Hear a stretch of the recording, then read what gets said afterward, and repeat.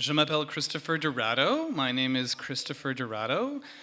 Bienvenue au Violet Hour. Welcome to the Violet Hour.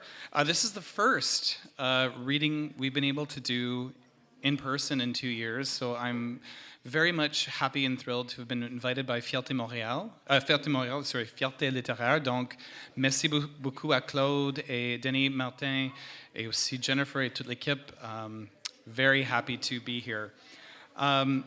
A lot of people ask why this series is called The Violet Hour, and there are so many reasons. The rainbow flag has 6 different colors. Each color stands for something different.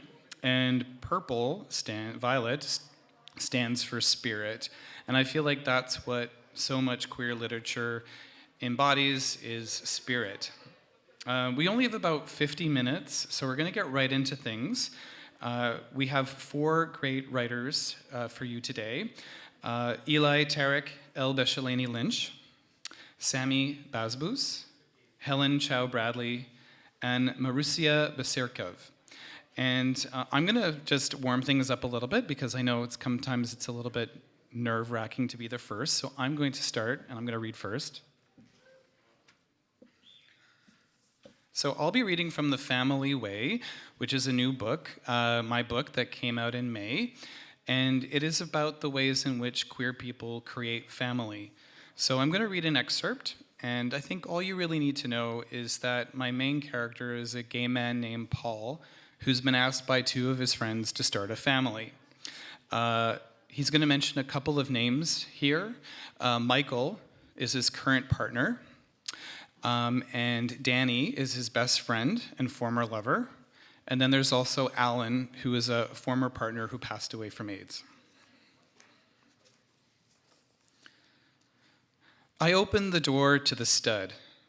The place was half full of men, many of whom, like me, had come straight from work, with blazers and shoulder bags wrapped around their bodies. I walked over to the counter and ordered a bottle of sparkling water. The bartender who passed it to me and rang in my order wasn't someone I recognized. He was new, bearded, early 20s, wearing ripped jeans and a leather vest. His chunky torso and furry arms were awash in colorful tattoos. I noticed several letters adorning his hairy knuckles as he handed over my change. They spelled bear on one hand, life on the other. The bar smelled like urinal cakes and bleach, like the cleaning crew had just left. Too cool out to open the front patio windows, the room was stuffy and warm with electric heating, male voices, and the color red. It all made me want to have a beer, but I decided I wouldn't. I had learned from the pamphlets that Wendy and Eve had left of the negative effects alcohol had on sperm count and quality, lowering testosterone and affecting motility. If that was the case, I had no trouble drinking less in the coming months. If anything, the one habit I had trouble adopting was the wearing of boxer shorts. My preference was for briefs, but apparently they too were a problem as they raised testicle temperature by keeping them too close to the body. To improve the quality of my sperm, I was encouraged to let my boys dangle. It was distracting. I grabbed my water and took a seat at the table near the tinted windows. I checked the time on my watch, 6:40 p.m. I was early. There was a flyer on the table for a party on Saturday called Rump. The brooding man on the flyer had a chiseled body. Not my type, but I wouldn't have said no, especially this week with the city thawing and all this talk of healthy sperm production. It had been a while. I knew it was normal for a couple's sex life to slow down after being together for a couple of years, but the days of raucous sex between Michael and me seemed far away. We still had sex, maybe 2 or 3 times a month, but when we did, it was quick and predictable, not the frenetic possession it had been the first year of our coupling. At the other end of the bar sat a handsome man alone, texting. Curious, I opened the app on my phone to see if I could locate his profile. I found it on the first page. Brian, 27, bottom, hairy. Musician and grad student looking for friendship, an essay, and dates. More long-term oriented, but open to options when the mood strikes. En français aussi. I'm always surprised about the personal things you can learn about strangers online. What would Alan have made of this technology, I wondered? Alan was such a Luddite. Even his watch, the one I now wear, was analog. Would he have found this method of communication cold, or would he have loved it? Would I be texting him now, asking him to join me? He had lived just a few blocks from here. God, how I'd love to just see him again. I remembered his number. What if I texted something to that number? No, that wouldn't work. Alan's number was a landline, and none of us had cell phones back then. So who owns that number now, I wondered? Who lives in his old apartment? There was some commotion at the bar. A drunk young man in a Lady Gaga t-shirt had ordered a beer and was trying to pay for it with a paper receipt. That's not money, the bartender said in French, as the kid tried to concentrate on the slivers of paper in his wallet. He finally found a green 20 and paid for his drink.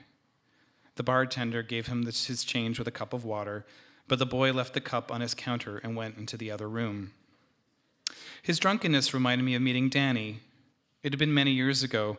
I was walking home from Charles's holiday party one December night when I came across a well-dressed man around my age, stumbling up and down the cold streets of the village without a coat.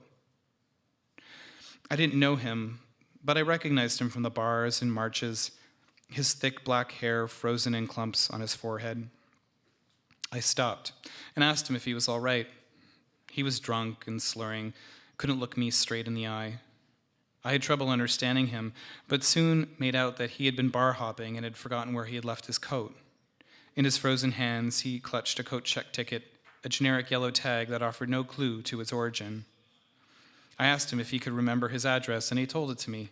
I held him a cab and helped him into his car, negotiating with the driver a fee to bring him to his door. Danny wouldn't remember this bit of kindness, wouldn't recognize that it was me who had helped him when we would meet again, a year later, at a networking cocktail for gay and lesbian business professionals at Sky Club. I saw Danny at the far end of the bar and walked up to introduce myself. He gave me his card, a laminated rectangle that revealed he worked in fundraising and development at the McCord Museum.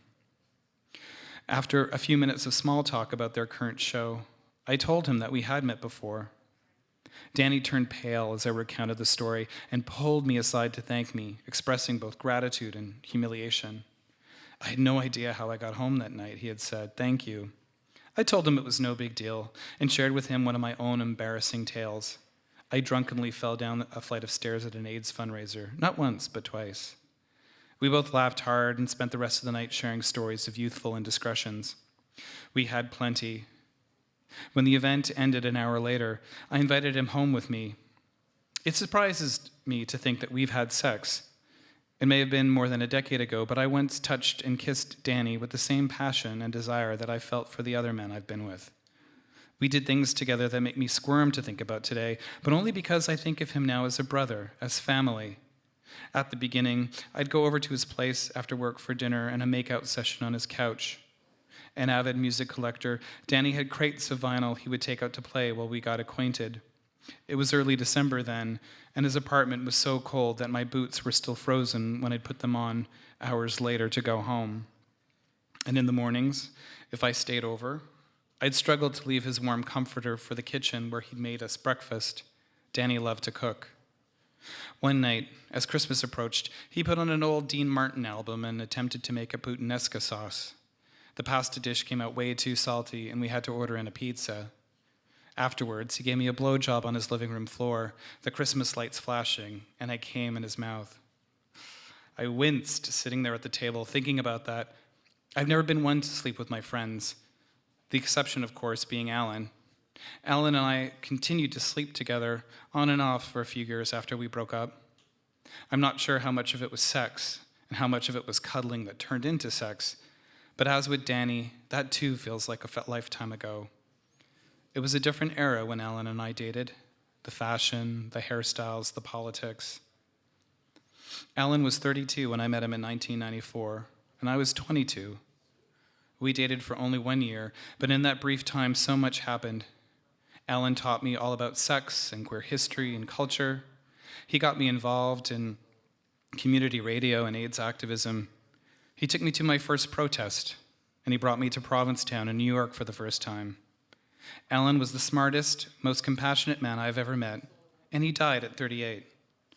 I'm older than him now, which feels impossible, but unlike me, Alan would never get to turn 40. Thank you.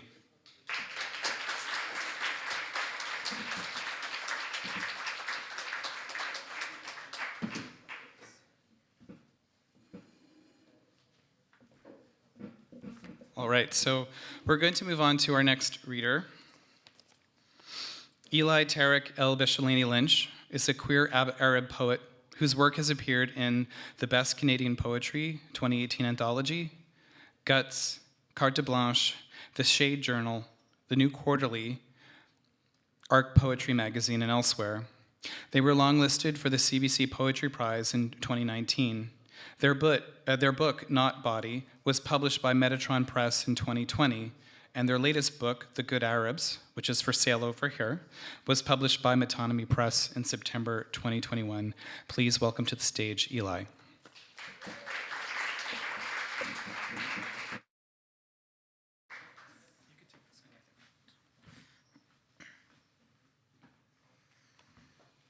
Hi, everyone. Thank you for being here. Thanks to Chris for inviting me to be part of this event. And thanks to Fierté Littéraire for having our little crew of Anglophones be part of this event. So I'm just going to start with my first poem called In the Lion's Mouth.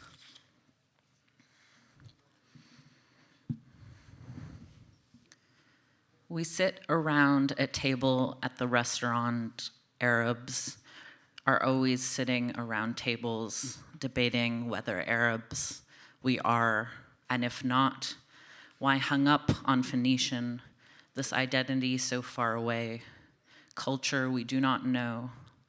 But if not Phoenician, and if not Arab, then what are we but a small country on a map, split not long ago, hands joined with Syria, but split apart, like during grounders in middle school, the weakest link.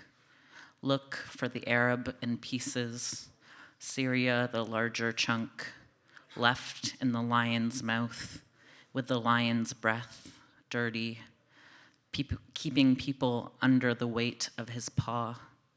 But he looks to others and cries, Arab, so that unity can be pretended, a symbol. But what he really means is, don't touch me. Am I not the brother under our common name Arab? If not him, then French, then British. But we must save those Arabs, if only from the Arabs themselves, if only from the tongue of the Arab, if only from the Muslim of it all. Those of us Christian ready to gain power that trickles down slowly, only a leak from the faucet, dirty water, reminding us we are Arab. They tell us to speak your loose tongue, if only to separate us, but we speak it in the streets, to neighbors, to those of us poor and also Arab. Ya Allah, Ya Eli, when at the end of your rope, when hope keeps you guessing like a cloak, like the last vestiges of a united us, surround yourself with more than just Arab. So I'm reading from my book called The Good Arabs, which came out recently, that kind of talks about queer and trans Arab identity, has conversations that different Arabs from different countries are having, thinks through colonialism and what's going on now, and tries to piece those together, and kind of moves between Lebanon and Montreal. So this is, we are not at home here. You sit in the country of your oppression. I, visitor, sit in the country I call home. It's complicated. Neither of us is at home here. Neither of us is foreign. Men look at me like a melting piece of milk chocolate, lighter, filled with almonds, something to crack in half, to look inside of. They look at you the same way, but you don't notice. We understand staring differently, though you are not so strange. not so queer. When I go back home, I find it dull, lacking fresh bananas and jasmine. I find at home the weightlessness of the English language, though I write it daily, speak it daily, mix in words of French here and there as I climb the bus. I find comfort in the glares here. They have less weight. They have seen many like me here, though a glare is a glare, and maybe I still don't feel safe. When we send video messages on WhatsApp, you say you went to the protests, and people leaving told you they were being tear-gassed to avoid going in. You and your friend entered and inevitably got tear-gassed. The Montreal police are on very friendly terms with tear gas. We are in different places, but we are not. I video message you words of comfort, and you say, "It is just the windows that are shattered, and Teta, she is a bit shaken up." All right, next is a poem called 31 Lines for You. Fixate on your words when it is raining and there is nowhere to go. The top of your head, seen from above, the birds fly, and one shits on you. When I looked up, I didn't see you sitting down below. The sun shines, and yet we no longer feel alive. We move from one year to the next as though time is. You ask if it is Kulthum singing, and I say, it is not. We eat Vietnamese donuts on the floor while you pick at the dust on your carpet. Smoke fills the air, and we are told to keep our masks on. I don't want to choke what blooms so steadily with such a firm grip. We looked at each other only once before we knew. When the wedding bells rang, we didn't know who was in the church. You only blush when I ask you to talk dirty to me. Fire licks the buildings, and it almost looks alive, its tongue a wet dragon, a serpent's hiss. We can't fake it till we make it because it shows all over our faces. So bored, you decide to wash the dishes. When I held my breath, you said it wasn't worth trying to hide. The garbage would still linger. Maybe we missed each other on purpose. Your intention is good, but sadly, you have brought nothing new. We forget to celebrate my birth, and nothing changes the next morning. It isn't like others haven't loved like this before, but there is something new in that look you give.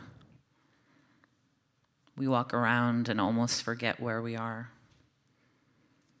Hold on with a loose grip. Nothing more beautiful than a plane in the air before it crashes. It is days like these, gray blue skies overhead, when I can't stop from falling asleep. Some people say bathroom and other people say washroom. Early sunshine, register the hum of your body underneath mine.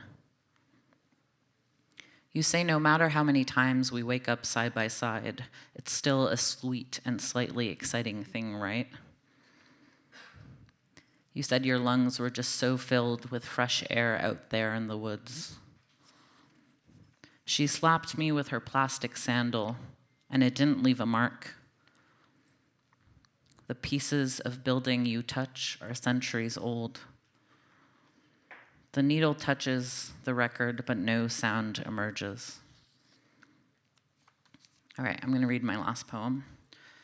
The book also talks about the garbage crisis in Lebanon, which I only remember to add because I slightly talked about garbage in the last poem, so it's kind of a through line throughout the book. But this one's not about garbage, so. This is not a poem. In this new poem, there are no words. You might think that there are words in this poem because you are reading the words you think you see, but I promise you there are no words at all, no phrases, not one sentence. There isn't an image of forgetting, grab your wallet when you leave the house, or when you feel absurd for trying to tell your mother that you are poly. She says, "Does your partner know?" Imagine you cheating on your partner and then telling your mother casually, inspecting your fingernails for dirt, gorging on the everything of your desires. So maybe this is not a poem after all, not the confessional you might have expected. The fat around the pork makes its way through the small spaces between your teeth as you continue to suck and chew. It is tasty. It is not a poem, but an indulgence you are working on, turning the pork into small enough pieces so that it can make its way successfully through you to be made into shit and get on its way out. But the fattiness of the pork is your most basic pleasure in this mouth, so you don't open your mouth or say any words. And like this poem, not poem, your mouth is not a poetic installation, but the chewing is decadence. You have always been a slow eater, and you sit at the table as your parents become impatient. Your sister leaving the table first, then your mother, then with a sigh, your father. Do not leave before you finish everything on your plate. But you don't want the broccoli, only the fat of the pork, and you are stubborn. And so you sit moving around, not in a poem, but at a table in the kitchen, and pick at the broccoli and chew slowly, slowly, until he says, "Get up and brush your teeth and go to bed." In poems, there's often the moment of reveal, but in this, nothing is revealed, not a poem, nor a moment of sinking into your chair. Those moments are left out with the shit and the pork, unlike the ones filled with fat and leaking over the edge.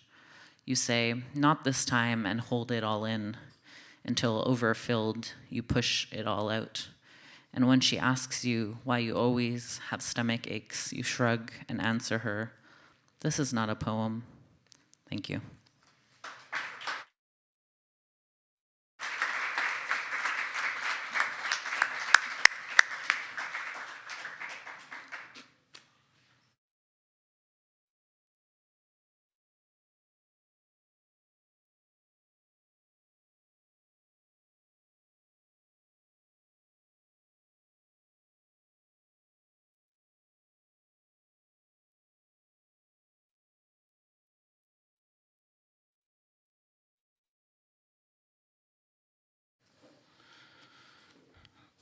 Hello, there we go.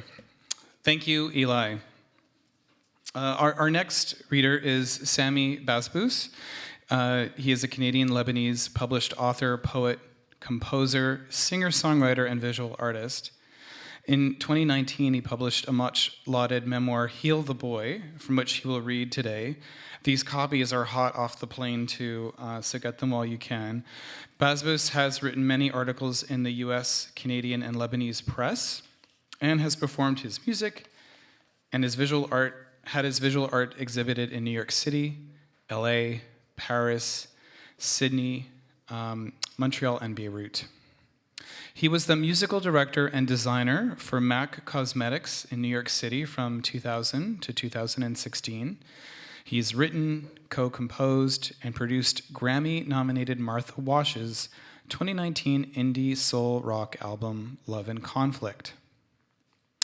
In 2011, Basbous released Farewell Beirut, O Scarlet Tramp, an album of original compositions that blended indie, pop rock, electronic, folk, and blues. And I know that he's got copies there as well. He is currently working on a novel and a sophomore album to be released in 2022. Please welcome to the stage, Sami.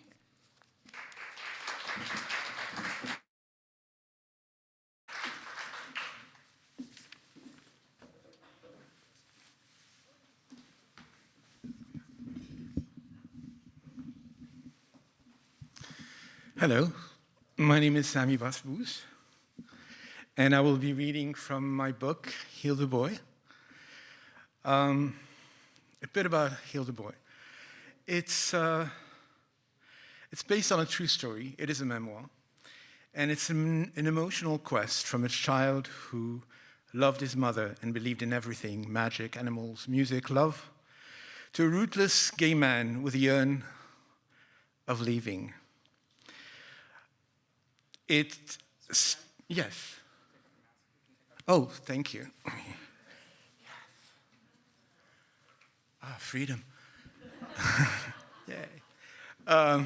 So it starts from an early childhood in the 1960s Beirut to disco-era Paris, New Wave London, occult Los Angeles, funky Lagos, AIDS crisis era New York. These are all places that I've lived, and it's a roller coaster with a lot of humorous passage as well on war, AIDS, and life, also as a sex worker.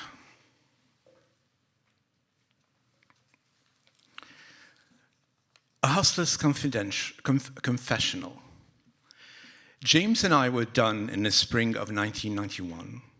Together, we spent 2 years trying to make a relationship work when it was dead on arrival. He was rich and pragmatic. I was poor and restless. At 41, he was 16 years my senior. Make that 30, since I was still a child in need of parents. He was a notable designer that ruled elegantly with good taste in pattern and packaging. The balance was off. What we shared and kept us going were vacations to worldly cities and sunny locations, vanity, a dark sense of humor, and a similar taste in the arts and the artificial.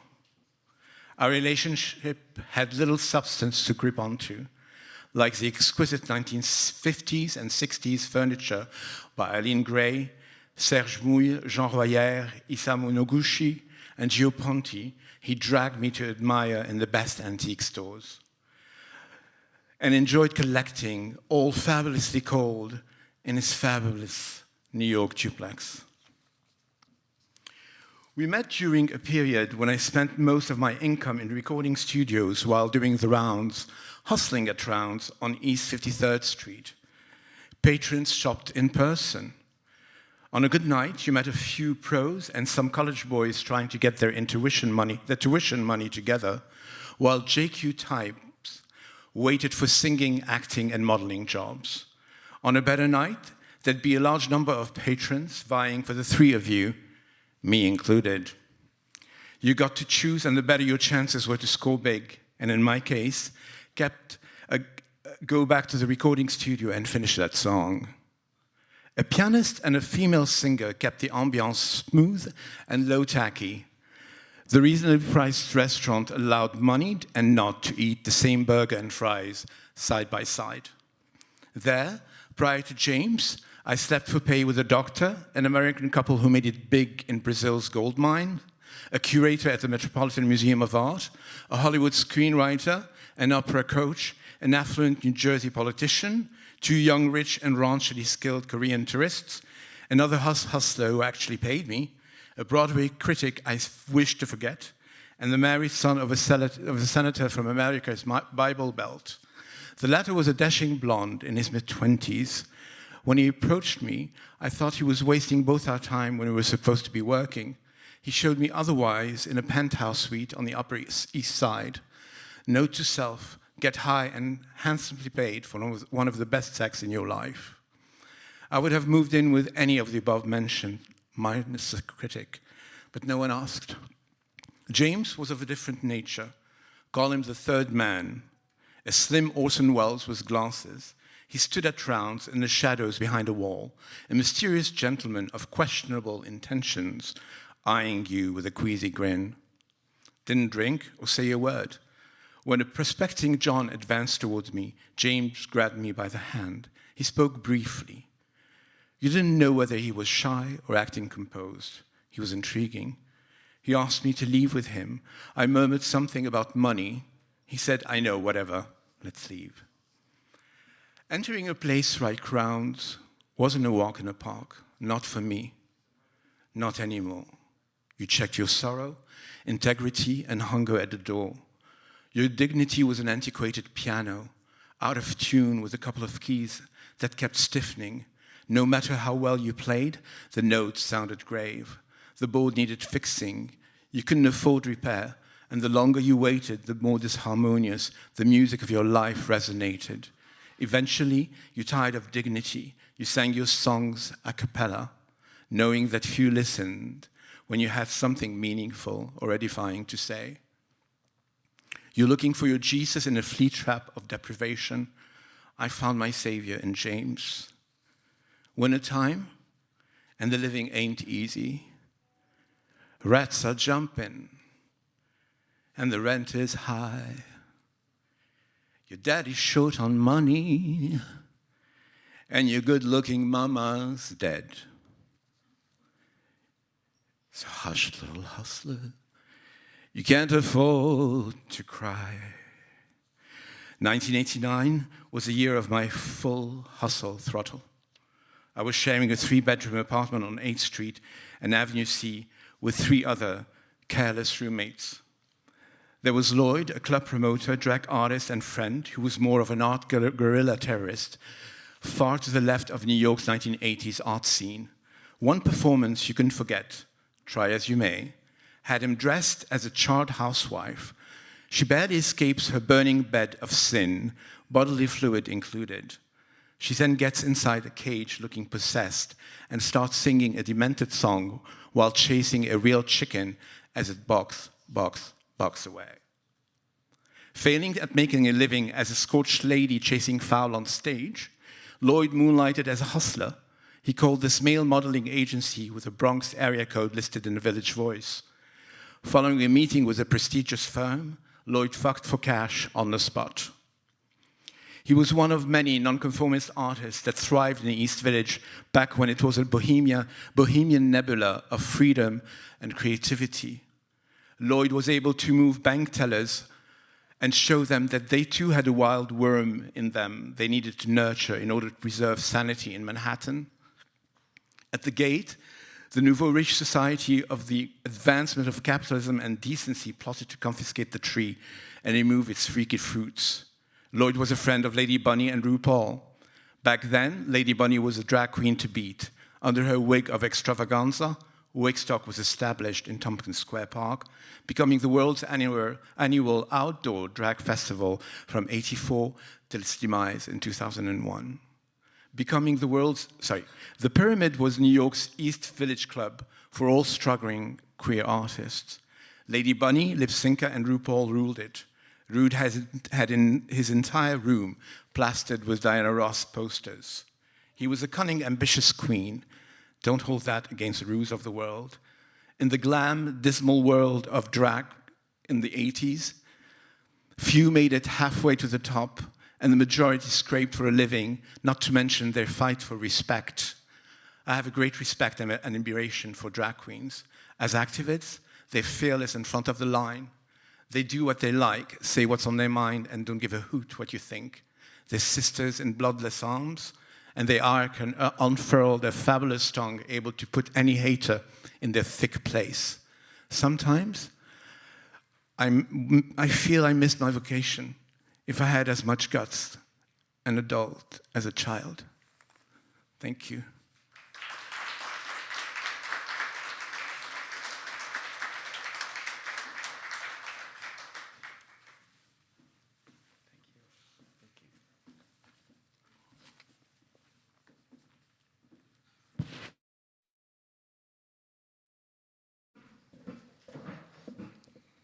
Thank you, Sami. And yeah, let's do a cabaret. I think that we were just talking how much fun it would be to do some kind of cabaret performance with reading, and I think his reading would definitely work with a performance. So we have 2 more readers for you tonight. And also thank you to everyone joining us at home. Thank you to everyone in the room for coming out. Our next reader is Helen Chau Bradley. Helen is a writer and musician living in Tiohtià:ke, Montreal. Their writing has appeared in Carte Blanche, Cosmonauts Avenue, Maisonneuve Magazine, the Montreal Review of Books, and elsewhere.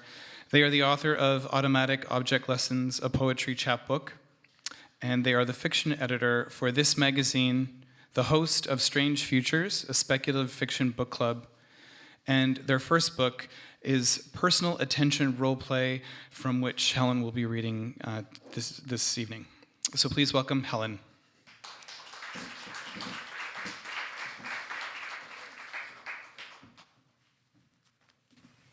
Hi everyone, thanks for being here. Merci à Fierté littéraire de nous avoir invités, le petit groupe d'anglophones.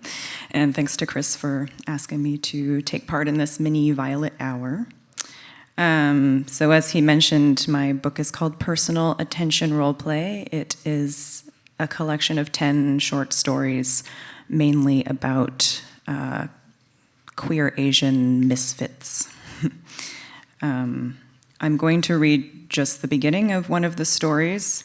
It's called Finistère. It's about two cousins in their late teens who are doing the Camino de Santiago in northern Spain and kind of contending with their respective sexualities as they're doing this long walk together.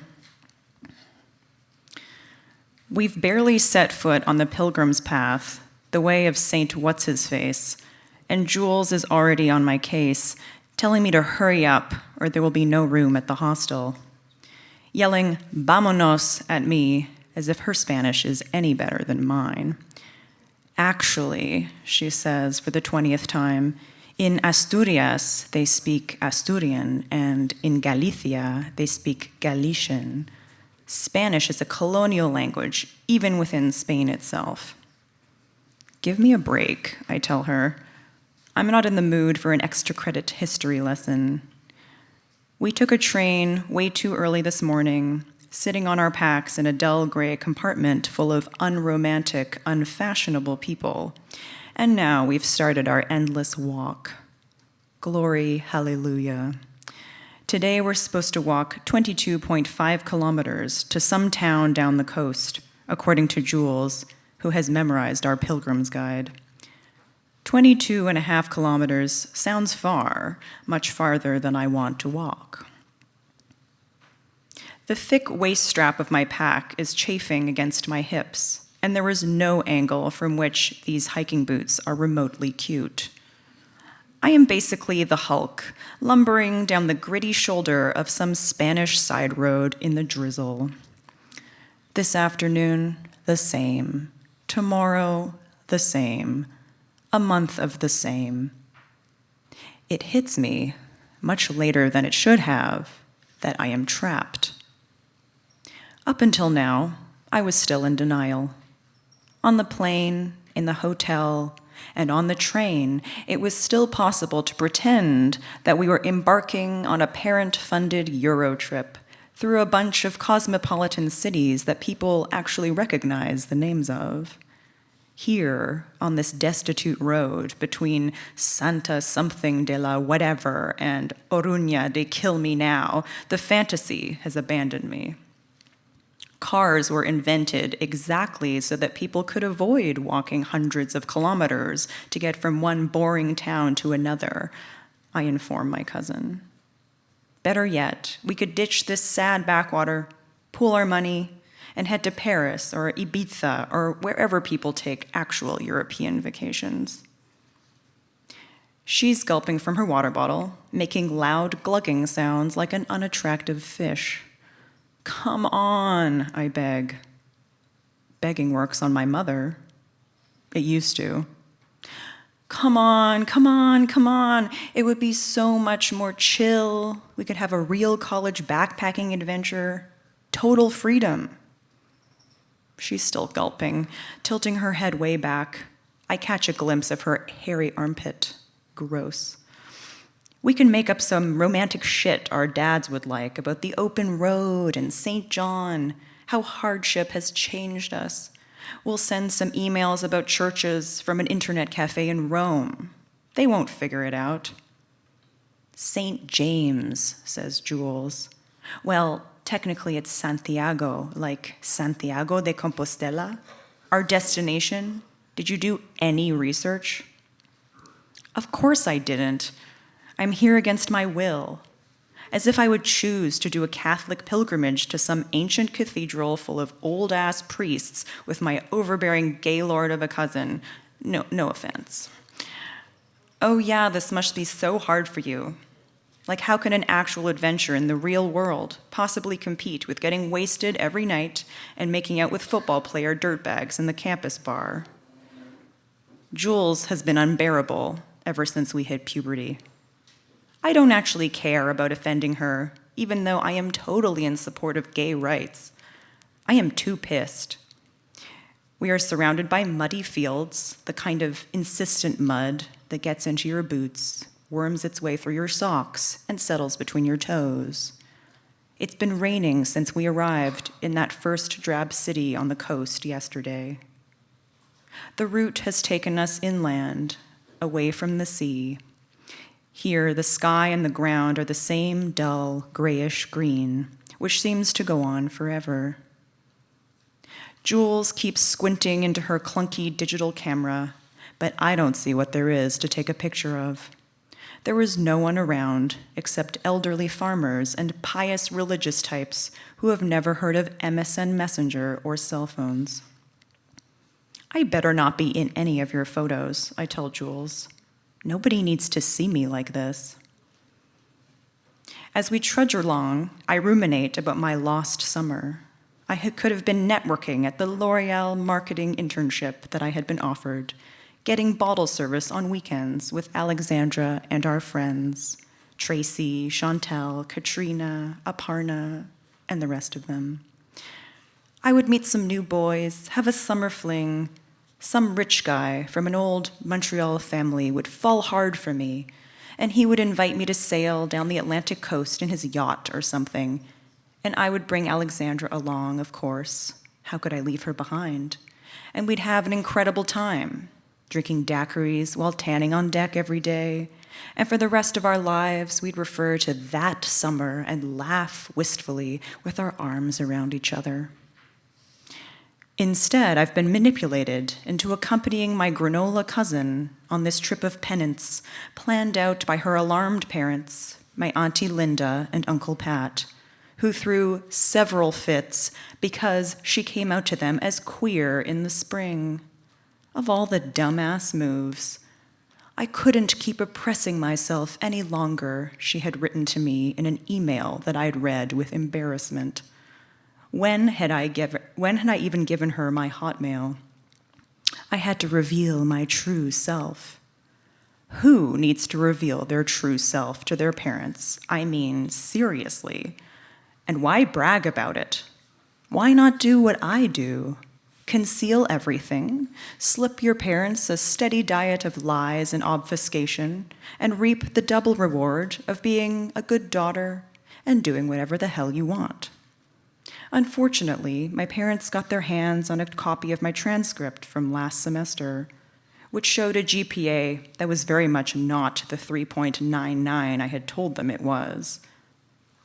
In high school, I had gotten straight A's with barely any effort, but university has turned out to be slightly more demanding, and I haven't figured out how to fit studying in between all the social requirements.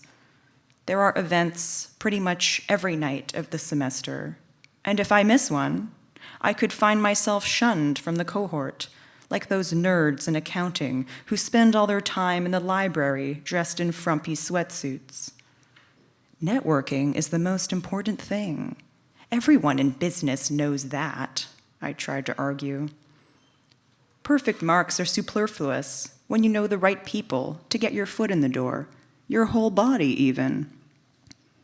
My dad had a cheesy comeback about how the only place my feet would be was back at home in Ottawa if I didn't shape up and improve my grades, and that they weren't paying for my education to see me squander it on inebriation and loose behavior.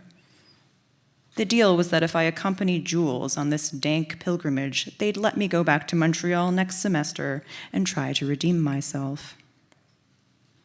Linda and Pat are delusional if they think that this trip is going to turn Jules straight. As if God or St. James could have any effect on how obviously homosexual she is. Again, I'm not even making any judgments. It's just an obvious fact. She's so conspicuous, blunt, always asking questions in her loud voice, stomping around campus in her giant boots with like 5 political banners under each arm, surrounded by a pack of other weird-looking people. My mom's not even that religious anymore, Jules confided to me on the plane, interrupting one of my yacht daydreams. We haven't been to church since I was like 10. She's totally a lapsed Catholic, and obviously our dads don't care much about the God stuff. Uh-huh. It's just because the dads did this trip together when they were young. It was like a coming-of-age thing, and it changed the course of their wayward lives. Like, your dad was this close to dropping out of school, right? And then he came back from the trip and was all enlightened and studious and got into university and everything. I don't even know what you're talking about. How does Jules know more about my parents than I do? I guess she's always the one asking 1 million questions at family gatherings, whereas I am mostly focused on drinking as much wine as possible and escaping to another room to call my friends. Ahead of me on the path, Jules is unzipping her ugly hiking pants. You zip off the bottoms, and they become shorts. She removes the bottoms with a flourish, like, ta-da! You're so embarrassing, I tell her. Those things are hideous. I brush my palms against my yoga pants. Todd, this hockey player I hooked up with a few times in residence last year, told me my ass looked 100% fuckable in them. I told him he was a pig, but I also never forgot. He also once said that I was hot for an Asian, but there was no reason to be upset about that, Alexandra told me. Just be happy that someone thinks you're hot, she said. That's what counts. I wanted to ask her if she thought I was hot, but I couldn't figure out how to word it without sounding like a creepy lesbo. Thank you.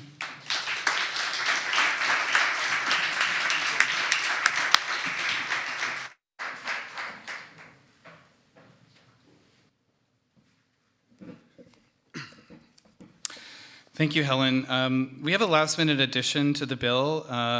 Marusya Bociurkiw is the author of 6 books, including most recently Food Was Her Country, the memoir of a queer daughter, from which she will read today. Please welcome to the stage Marusya Bociurkiw.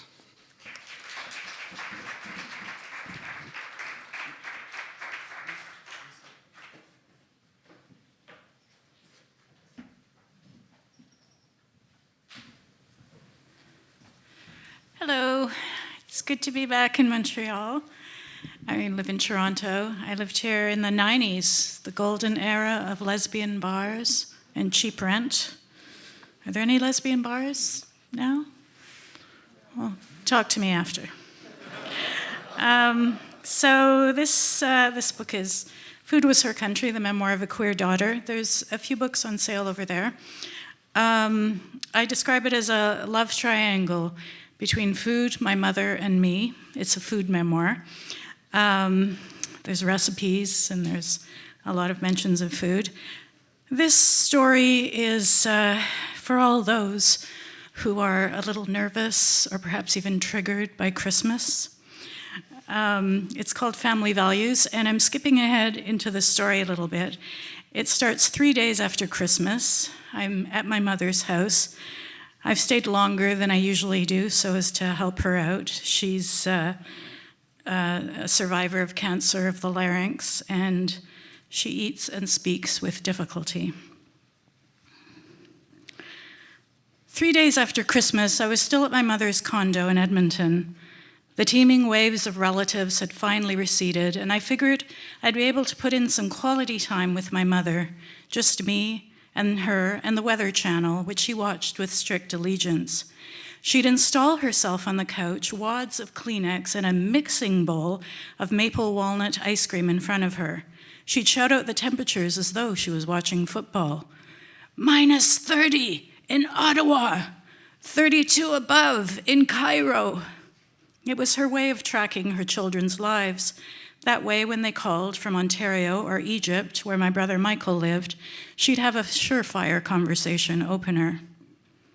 For the past 3 days, we'd feasted. Pierogies, cabbage rolls, turkey, pickles, salad, mashed potatoes and gravy, fried fish, fruit compote, rugula, and poppy seed roll. The only things my mother could eat were the mashed potatoes and the pureed root vegetables I'd snuck onto the Christmas Day menu. For the rest of my stay, I was planning to make a half dozen pureed soups that my mother could thaw later after I'd gone. I was putting the finishing touches on a cream of broccoli soup and overhearing an in-depth analysis of weather systems in the American Midwest when my mother came into the kitchen. "I just called everybody. They're coming for soup." I turned off the food processor. "Wait, what?" "I sure hope that soup will feed 15 people, she said, looking doubtfully at the food processor. She went back to the living room to catch the 5 o'clock Weather Center live, turning up the volume as she did so. I gently lowered my head onto the kitchen counter. It was cool and quiet there.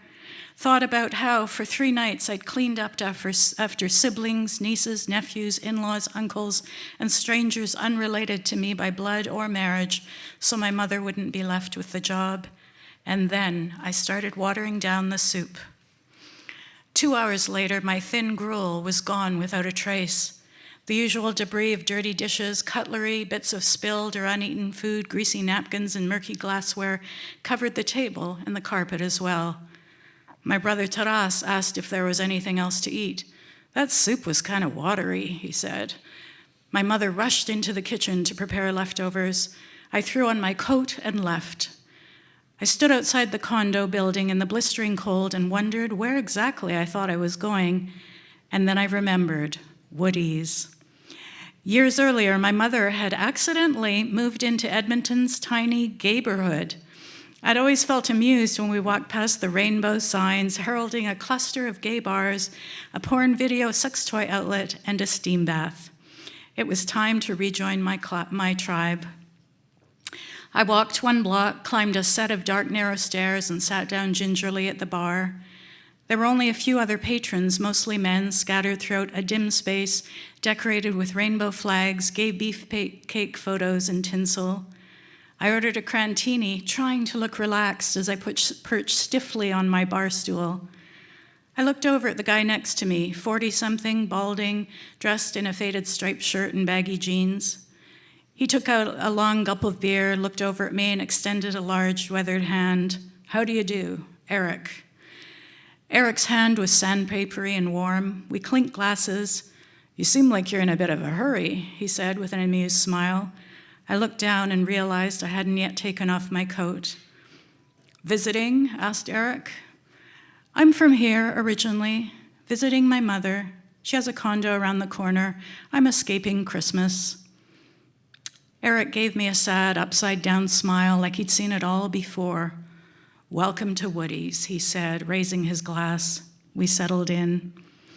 I told him about the 3 long days of TV, shopping malls, and family dinners, nights tossing in a single bed on percale sheets. Talked about my mother's missing larynx. Described how in the entire 48 hours I'd been there, no one had so much asked me about the weather in Toronto, let alone about my relationship, my work, or my writing.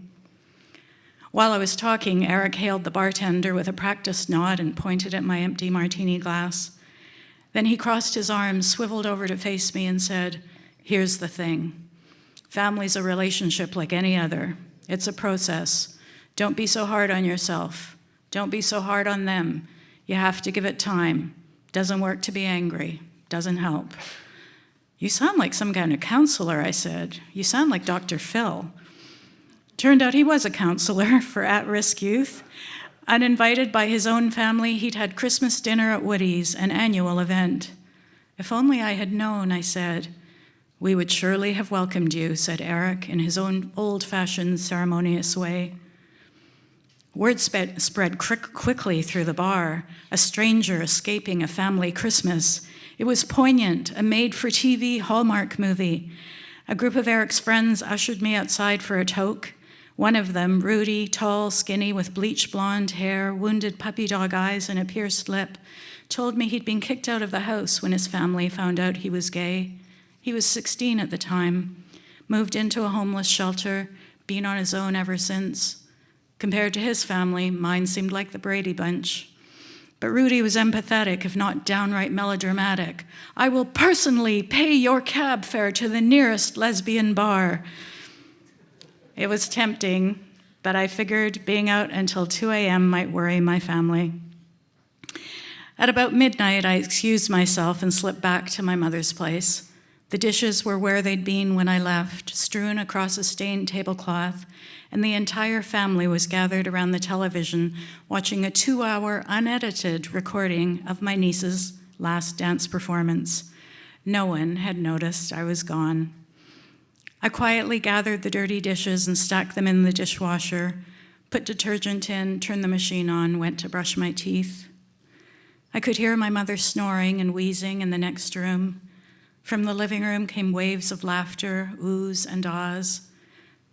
I knew that my family took care of my mother while I was away, that they saw my presence here as my turn, and that I wasn't supposed to mind. And I didn't, not really. It was the disinterest that rankled.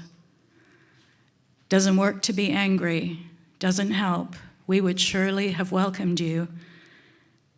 It was as though I'd gone through a secret temporary portal where I'd had a chance to see how bad and how good it can really get. I would always be split, neither here nor there. All I could do was get comfortable in that liminal space with the secret knowledge I had of both worlds. Thank you.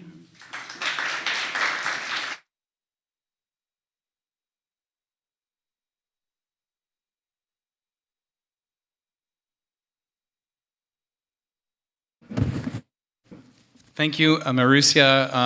Yeah, I'm with you. We can talk about lesbian bars later. They're some of my favorites. I want to just thank everyone for joining us tonight. Please give a round of applause for our readers, Eli, Sami, Helen, and Marusya. And I'm forgetting anyone. Helen, Eli, Sami, me. That's right. There was 5. Before we go, I just want to merci beaucoup, Denis-Martin, merci Claude. Take care.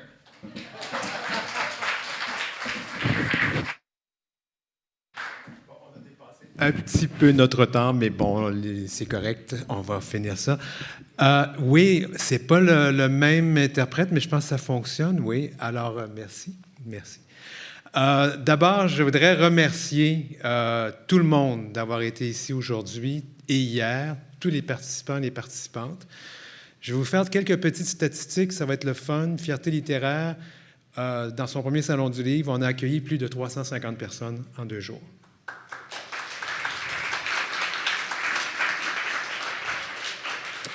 Je vais prendre la peine de nommer certaines personnes parce que ils, elles et elles le méritent. Je vais remercier d'abord tous nos bénévoles, à commencer par notre conseil d'administration qui ont été ici presque tout le week-end, José Lafontaine de Québec, Nicolas Giguère de Sherbrooke, la très excellente, géniale patronne de ce qui se passait ici pendant le week-end, Jennifer Ricard. J'aimerais surtout ne pas oublier l'ineffable, mais très pratique, pragmatique et très efficace président du conseil d'administration de Fierté littéraire, Claude Lalande. Et je vais les nommer en rafale. Ce sont tous les bénévoles qui ont travaillé avec nous de près ou de loin pendant ce week-end. Et si j'en oublie, je m'en excuse tout de suite, parce que ça se peut, à l'âge que j'ai, à 40 et 20, c'est difficile de se rappeler toutes ces choses-là. Helen Lévesque, Michel Bérère, Carl Roulier, Richard Coulombe, Dominique Trudeau, Marie-Lou Lebel-Dupuis, Dan Lelièvre, Luc Arsenault, Marjorie Rabiot, et puis ben voilà, et ça conclut tout le monde. Mais je vais aussi ajouter un autre merci, parce qu'il le fait avec beaucoup de candeur et beaucoup d'efforts. Chris Lowe, qui est notre photographe attitré pour le week-end. Je voudrais remercier aussi tous nos partenaires, sans quoi ça n'aurait pas été possible de tenir un tel événement. le Conseil des arts de Montréal, la Comédie de Montréal qui nous accueille, TCF TV qui diffuse et qui travaille. Je ne sais pas si vous savez, ça fait depuis 9 heures ce matin qu'ils travaillent, ces gens-là, et qu'ils sont debout derrière les caméras pendant très longtemps. On les félicite, on les remercie. J'aimerais remercier aussi la librairie Zone Libre qui nous a permis de faire des ventes de livres ici pendant le week-end. Le magazine Fugue qui était notre commanditaire média. Je veux remercier aussi les interprètes visuels. C'est beaucoup de travail. Je le vois travailler, puis je vois aussi son partenaire travailler parce qu'ils sont deux, pour ceux qui sont à la télé, qui ne voient pas ce qui se passe. Ils sont deux qui travaillent à faire cette interprétation visuelle qu'on apprécie vraiment beaucoup. Et je vais vous faire un petite plug pour la fin, parce que c'est pour mon autre organisme pour lequel je travaille, qui s'appelle Maison Plein Cœur. Maison Plein Cœur s'occupe des personnes vivant avec le VIH. Et notre partenaire, Dominique Trudeau, d'Au-delà des hommes, a produit un fabuleux calendrier. Si vous voulez me voir tout nu, je suis là-dedans. Sérieux, je suis tout nu. Ça dépend ce qu'on entend par tout nu, mais non, sérieusement, c'est un calendrier qui célèbre l'amitié, qui célèbre la rencontre entre inconnus. Et ça reflète beaucoup ce que c'est de se dévoiler comme personne vivant avec le VIH. C'est-à-dire qu'on doit souvent se mettre à nu, se mettre vulnérable devant les autres. Et c'est un calendrier qui célèbre la diversité des corps, la diversité des personnes. Bien justement, tiens, voilà le beau gars tout nu. Et puis, je trouve que c'est un beau calendrier. Ça va très bien sur les murs. On dit son nu, mais c'est pas vulgaire quand même. Et c'est aussi beau que le calendrier des pompiers. Puis ça coûte moins cher. Sur ce, je vous souhaite tout le monde un beau temps des fêtes, que 2022 soit un 2022 sans pandémie et que l'on se revoie l'an prochain. Sinon, on va se revoir aussi à l'été pour le festival annuel estival de fierté littéraire. Merci tout le monde.